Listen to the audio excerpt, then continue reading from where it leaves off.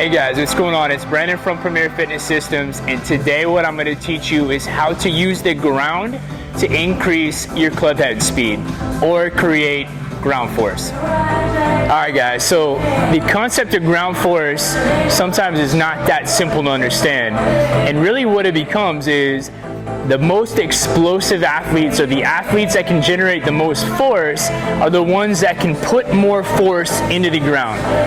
So what you have to think about doing is power and force is not the thrusting up, it's the pushing down. So whether you're a sprinter, you're a jumper, or you're a golfer, a lot of power, the majority of your power is going to come from you pushing into the ground.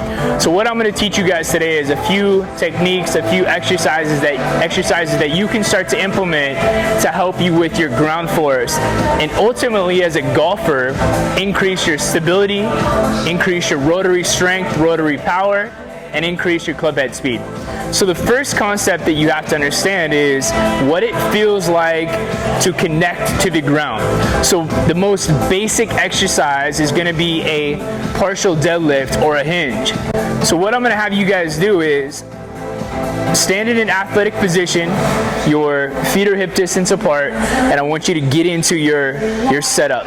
So we want to make sure that the core is engaged, that we don't have an excessive S, we don't have a C, we're neutral at your spine, right? And all I want you to do here is think about engaging, push into the ground, fire your glutes, and stand up.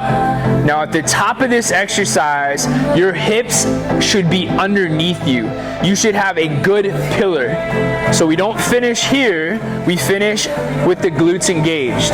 Okay, so again, I'm down, set up position, push into the ground, fire the glutes. Okay, posture is maintained, posture is maintained. Scap is set, it's packed. Again, down, push into the ground, stand up, squeeze the glutes. What you're doing here is learning to bring your hips underneath you and stabilize your pelvis. Okay, so again, going down, set up position, right? Neutral posture, push into the ground, fire the glutes. Something to think about when you do this is actually dialing your feet into the ground. So if you were going to screw your feet into the ground, that is going to help you connect with your glutes. So let's practice this. Stand in an athletic position, take your feet and imagine screwing them into the ground. What you should feel there is your glutes engage and your hips come underneath you. From the side, right, if I'm engaged or if I'm disengaged here, I have a little bit of an anterior pelvic tilt. If I screw my feet into the ground, my glutes fire.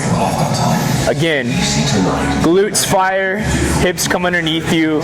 This is probably the most fundamental component of learning to connect with the ground, is understanding what it feels like to activate your glutes in just a standing position. Okay, so first exercise that we're going to go into today is a goblet squat. So I've got two variations of that. We've got a kettlebell and we've got a dumbbell. So if you don't have a kettlebell, we can use a dumbbell. Okay, with this, we're gonna bring the weight up and we're gonna hug it at your chest. Okay, from here, your feet are about hip distance apart. If your feet are slightly out, that's okay. Okay, we're maintaining posture, so the weight forces your core to turn on. You're gonna sit down into a squat, butt goes out, posture is maintained, push down into the ground, fire your hips to the top. Inhale down, exhale up, fire your hips to the top. So again, as I do this exercise, I'm thinking about dialing my feet in, firing my glutes, bringing my pelvis underneath me at the top of the exercise. So I'm here, I'm tucked, kettlebell is tight, sit down, posture maintained, up, fire the glutes, squeeze the glutes, inhale down, exhale up, fire the glutes, okay? If you don't have a kettlebell, we can take a dumbbell, hold it at the top of your chest, and do the same thing, okay? Hips engaged, glutes engaged, strong pillar position. Come down, sit, fire the glutes. Inhale down, exhale, fire the glutes. You have to be able to feel what it feels like to engage your glutes actively underneath you to perform a proper squat or a goblet squat. Okay, so second exercise that we're going to show today is a more advanced exercise. We're going to bring in power. We're going to take a medicine ball. Okay, 20-pound medicine ball. This one doesn't bounce, so it's ideal for this exercise. Okay, medicine ball is on the ground. I'm going to pick it up using my legs.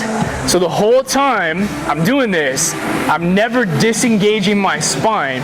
I'm never losing my spine angle. If your hips are tight, if your back is weak, you won't be able to get there. But again, this is a progression. So you want to nail the squat first. You want to nail being able to actively contract your glutes, and then we can progress into more of the power moves. So I'm going to pick the medicine ball up. My spine is engaged. I'm finding the ground, maintain posture, push into the ground, stand up. Hips are thrusting forward. I'm engaging my glutes.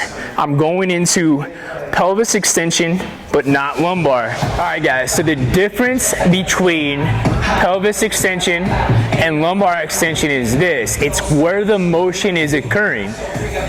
We want to be able to extend through the pelvis, right? We want to be able to create ground force and accelerate into the hips, okay? That's power. We get power that way.